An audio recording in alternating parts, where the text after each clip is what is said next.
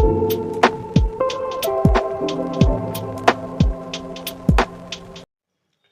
Students, welcome to Kusum classes. तो बच्चों, आज की इस वीडियो में हम करेंगे क्लास 8th की मैथ एक्सरसाइज 13.1 का क्वेश्चन 5 करेंगे। ठीक है बच्चों, तो क्वेश्चन 5 करेंगे। तो देखिए क्वेश्चन 5 हमारा क्या है कि निम्न तालिका प्रयोग कर एक रेखिक आलेख बनाइए। मतलब निम्न तालिका का प्रयोग कर हमें क्या करना है, एक आलेख बनाना है। ठीक है, तो क्वेश्चन क्या है, विभिन्न वर्षों में किसी पर्वतीय नगर में हिमपात के दिनों की संख्या। हिमपात का मतलब ये होता है बच्चों कि कितने दिन बर्फ पड़ी है। ठीक है, कितने दिन बर्फ की बारिश हुई है।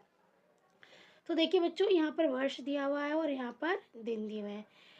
तो 2003 में 8 दिन हिमपात हुआ है, 2004 में 10 दिन हिमपात हुआ है, मतलब बर्फ़ की बारिश हुई है, और 2005 में 5 दिन, 2006 में 12 दिन। तो इसका हमें क्या करना है, आलेख बनाना है। तो देखिए हम आलेख किस प्रकार बनाएंगे बच्चों। सबसे पहले हम ये ले लेंगे ग्राफ। ठीक है, और हमें इसमें 3 चीज़ों पर ध्यान देना होता है। देखिए इस ग्राफ में ना सबसे पहले हम वाई अक्ष और एक्स अक्ष बनाते हैं, एक्स अक्ष और वाई अक्ष बनाते हैं। ठीक है, फिर उसके बाद हम पैमाना लेते हैं और फिर बिंदु लगाते हैं। ठीक है, इसके अकॉर्डिंग। तो देखिए सबसे पहले बच्चों हम एक्स एक्स अक्ष और वाई अक्ष लेंगे। तो जो हमारी ये वाली लाइन है, स्लिपिंग लाइन, ये हमारी होती है बच्चों एक्स अक्ष। ये हमारी होती है एक्स अक्ष।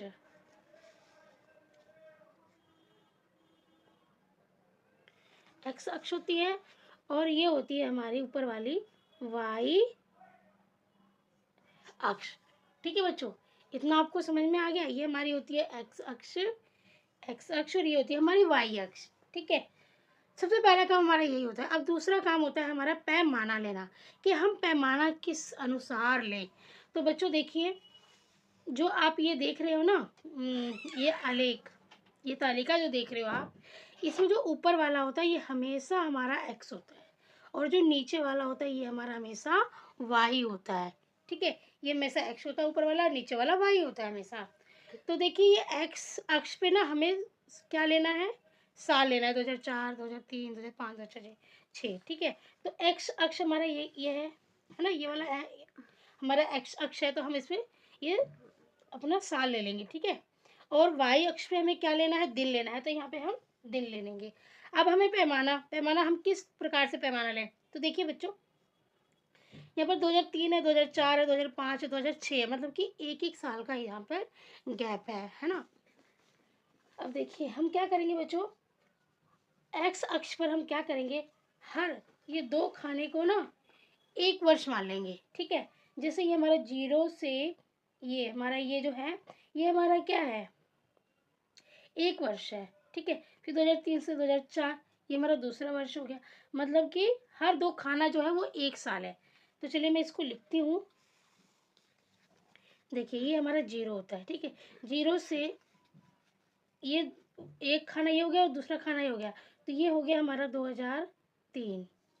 ठीक है, अभी एक खाना ये हो गया और एक खाना ये हो गया, एक खाना और ये दूसरा खाना।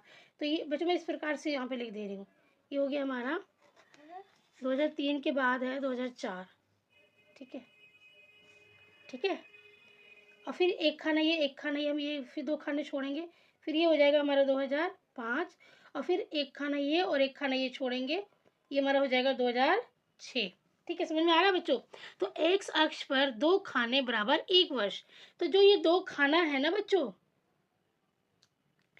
ये वाला है हमारा इसका। ठीक है, यहाँ से हमने दो खाने छोड़े, तो ये हमारा 2003 हो गया। अब 2003 से जो 2004 है ये हमारा एक वर्ष है, 2004 से जो 2005 है ये हमारा एक वर्ष है। समझ में आ गया आपको। अब इसी तरफ से हमें वाई अक्ष पे क्या रखना है, दिन रखना है। तो बच्चों यहाँ पर ना जो हमको सबसे ज़्यादा दिन जो दिया गया है बारिश का, हिमपात का, वो हमें 12 दिन दिया हुआ है। तो हम 12 से 13 दिन तक इसको ले सकते हैं। ठीक है, तो इसमें हम एक खाने को एक दिन रख लेते हैं। ये हमारा जो एक खाना हो गया ना, ये एक दिन के बराबर हो गया।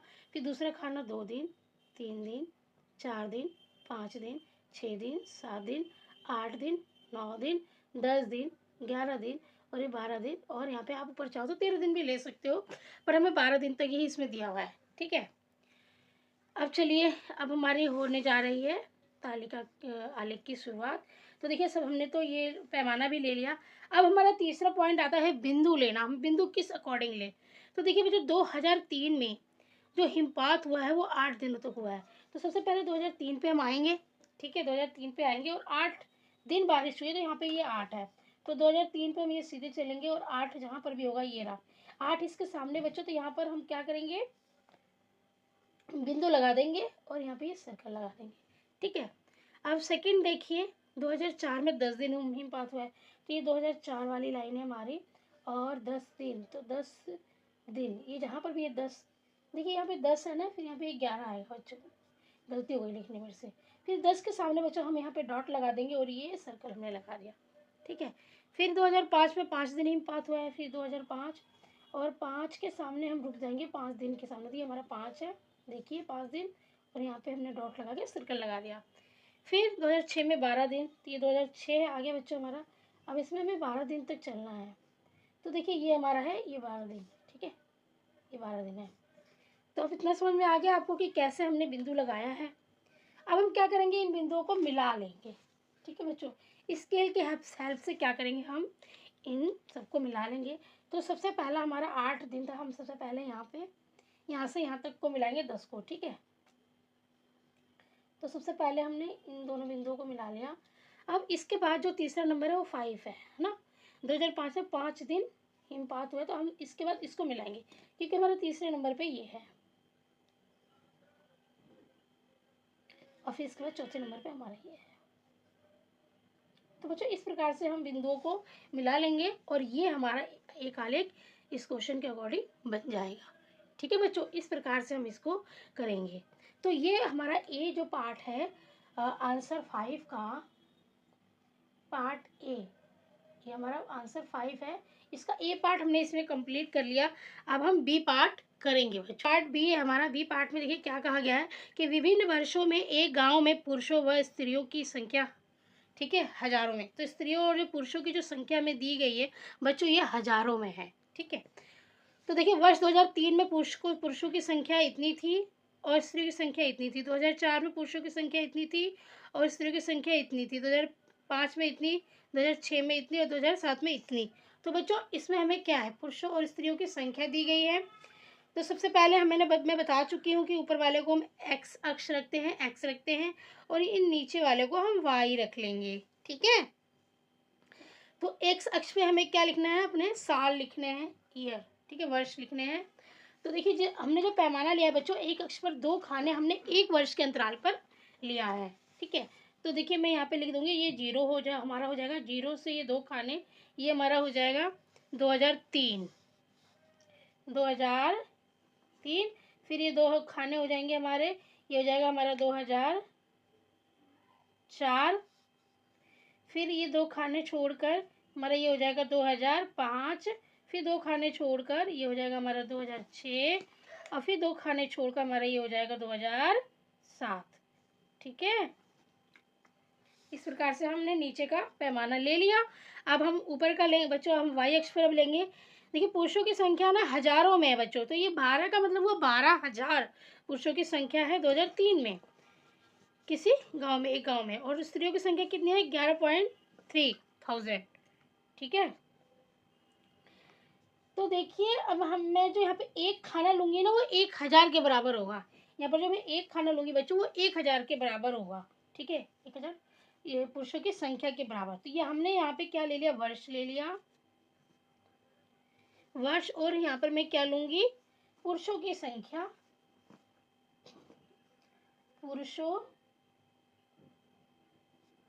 और स्त्रियों की संख्या, स्त्रियों की संख्या, ठीक है। इस प्रकार से आप लिख सकते हो। अब बच्चों देखिए यहाँ पर मैं नंबरिंग कर लूंगी, ठीक है। इस प्रकार से देखिए 1 हो जाएगा हमारा, ये 2 हो जाएगा, 3 4 5 6 7 8 9 10 11 12 13, ठीक है। 13 तक मैंने कर लिया है, 13,000 तक नंबरिंग, ठीक है बच्चों। अब देखिए इसके बाद मैं 14 तक ले लेती हूँ क्योंकि 13.6 तक है, ठीक है ना। देखिए 13.6 तक है, ज़्यादा सबसे जो हाईएस्ट है, तो मैंने इसे 14 तक ले लिया इसलिए, ठीक है, 14,000 तक। अब देखिए सबसे पहला बिंदु हमें क्या बनाना है। 2003 में जो पुरुषों की संख्या बच्चों वो कितनी है, 12,000 है। ठीक है, तो पुरुषों की संख्या 12,000 है, तो बच्चों पुरुषों की संख्या को मैं ब्लू कलर से दर्शाऊंगी। ठीक है, और स्त्रियों की संख्या को रेड कलर से दर्शा दूंगी। इसमें 2 कलर का यूज़ करोगे तो ज़्यादा अच्छा होगा, क्लियर समझ में आएगा। तो पुरुषों की संख्या 2003 में 12 है, 12,000 है, तो 2003 में 12,000 है पुरुषों की संख्या। तो देखिए 12 कहाँ पे बच्चों, ये रहा 12, 12 पे स्टॉप हो जाएंगे और यहाँ पर एक सर्कल लगा देंगे बिंदु लगा के। फिर 2004 में जो पुरुषों की संख्या है 12.5 है। 2004 में जो पुरुषों की संख्या है वो 12.5 है, तो 12 ये रहा। अब हम 5 बिंदु और चलेंगे। देखिए ये 1 हो गया, 2 हो गया, 3 हो गया, 4 हो गया, 5 हो गया। बच्चों जो यहाँ पे ना बहुत बारीक बारीक बॉक्स दिए हुए हैं, तो 5 लाइन चलोगे तो आपका 5 पॉइंट हो जाएगा। फिर है 2005 में 13, 2005 में हम 13 तक चलेंगे बच्चों, ये हमारा 13 आ जाएगा। ठीक है, फिर 2006 में 13.2, 2006 में 13.2, तो देखिए 2006 में 13.2, 13 तो हमारे यहाँ पे है, 2 पॉइंट और आगे चल लीजिए। 1 हो गया और ये 2 हो गया, बहुत माइनर सा अंतर है इन दोनों में। फिर 2007 में 13.5 है, तो 2007 में 13.5 है, तो ये हमारा 13.5 हो जाएगा। ठीक है, तो इस प्रकार से हमने पुरुषों की संख्या का जो बिंदु था उसे लगा लिया। अब मैं इसे क्या कर दूंगी बच्चों, मिला दूंगी। ठीक है, देखिए इसको इससे मिला देंगे, फिर इसको इससे मिला देंगे, और फिर इसको इससे मिला देंगे, और फिर इसको इससे मिला देंगे। तो ये तो पुरुषों की संख्या का हो जाएगा।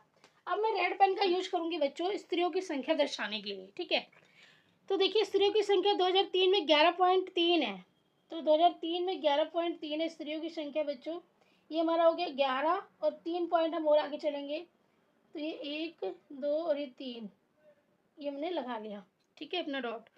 फिर 2004 में 11.9 है, तो 2004 हमारा ये रहा, और 11.9, तो 11 हमारा ये हो गया, और 9, 5 ये रहा, 6, 7, 8 और एक ये 9।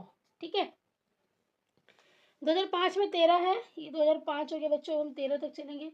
ये हमारा 12 हो गया, और ये हमारा 13, ये 12 है बच्चों, ये देखिए ये हमारा 13 है, सॉरी ये हमारा 13 आ गया। ठीक है, यहाँ पर ये डबल क्रॉस हो रहा है, मतलब यहाँ इस पुरुषों की संख्या भी थी और स्त्रियों की संख्या दोनों ही आ रही है यहाँ पे। ठीक है, 13, देखो 13 13 है भी यहाँ पर। 2005 में स्त्रियों पुरुषों की संख्या दोनों की बराबर थी 13। अब 2006 में 13.6 है, 2006 ये रहा हमारा, और 13.6 है, मतलब थोड़ा सा ज़्यादा है, 13.6 है बच्चों, तो ये 5 हो गया यहाँ पर, ये 6 हो गया। अब 2007 में 12.8 है, 2007 में 12.8, तो 12 हमारा ये हो गया, 5 ये 6 7 8, तो बच्चों ये 12.8 हमारा ये हो गया। ठीक है, अब हम क्या करेंगे, इसको स्केल से मिला देंगे। ठीक है, तो देखिए रेड वाली जो भी हमारी रेड वाली बिंदु है ना, रेड डॉट है, उसको हम रेड पेन से मिला देंगे।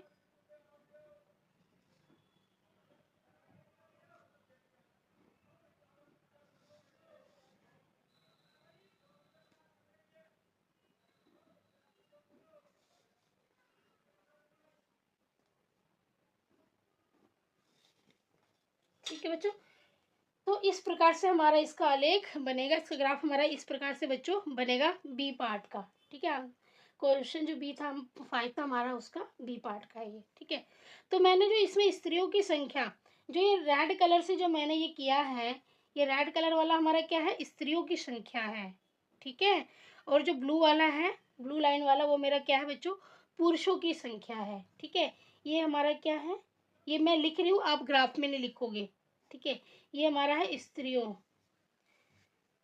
स्त्रियों की संख्या। ठीक है, और ये ब्लू वाला है पुरुषों की संख्या, सॉरी पुरुषों की संख्या। चलो देखिए मैंने एक गलती और कर दी बच्चों, मैंने इस तरह लिख दिया, आप इस तरह मत लिखिए। आप यहाँ पे क्या करिए, इसको दर्शाने के लिए यहाँ पर रेड डॉट लगा लीजिए और ब्लू डॉट लगा लीजिए। यहाँ पर आप लिख दीजिए रेड डॉट के सामने पुरुष स्त्रियों की संख्या और ब्लू डॉट के सामने लिख दीजिए पुरुषों की संख्या। तो जो आपका टीचर है वो बहुत आराम से समझ जाएगा कि आपने किस कलर से किसकी संख्या दर्शाई है। ठीक है बच्चों, तो इस प्रकार से इसका जो बी पॉइंट है उसको करेंगे बच्चों। तो उम्मीद करती हूँ कि आपको ये ग्राफ बहुत अच्छे से समझ में आ चुका होगा। अगर वीडियो अच्छी लगी है, क्वेश्चन समझ में आया तो प्लीज़ मेरे वीडियो को लाइक कीजिए बच्चों, बहुत मेहनत लगती है बनाने में। ठीक है, समय भी लगता है, मेहनत भी लगती है, तो प्लीज़ वीडियो को लाइक कीजिए, थोड़ा हमें मोटिवेशन मिले। धन्यवाद। चैनल पर नए तो सब्सक्राइब जरूर कर लेना।